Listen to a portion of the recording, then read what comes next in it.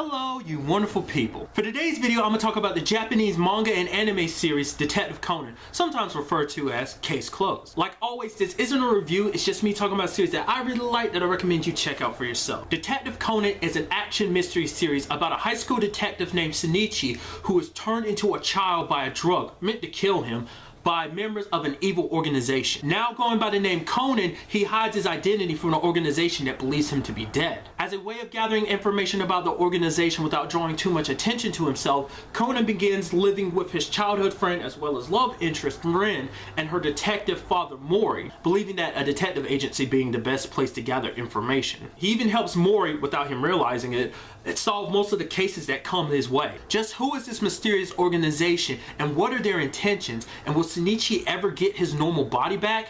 Well, you'll have to check out the series to get those answers. Typically, the cases in this series usually lead to solving some kind of complex murder. So for example, a locked room murder. In case you don't know what a locked room murder is, basically it's a murder that happens in a room where there is only one way in and out of said room, and that said way in and out is locked from the inside. And there are also a lot of cases that kind of have puzzles tied to it. Maybe it's something specifically tied to a specific arrangement of kanji, or maybe having something to do with Japanese history or mythology. It's a very enlightening experience for the reader slash viewer, especially if they're not very well versed in Japanese culture and history and stuff, you know? A very common factor in this series is that Conan, Shinichi, has to find ways around solving cases without drawing too much attention to himself, because any discoveries or observations he might make, people will completely shrug off just because he's a kid, or at the very least looks like a kid. Simply believing any discoveries he makes is just pure dumb luck. Which in the earlier parts of the series, he kind of plays into that role sometimes just so he can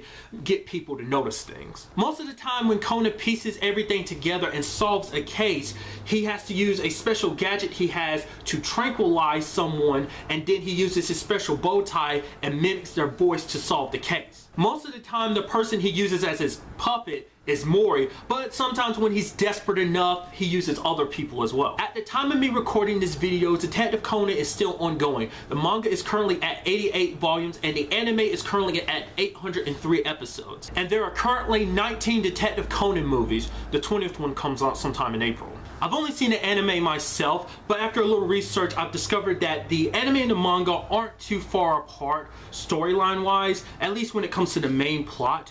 There are some differences here and there, but overall they're pretty consistent, with the exception of anime fillers. And there are a lot of anime fillers in this series. Just something to keep in mind if you decide to go the anime route. A slightly interesting fact is Detective Conan is the longest running series that I have experience with.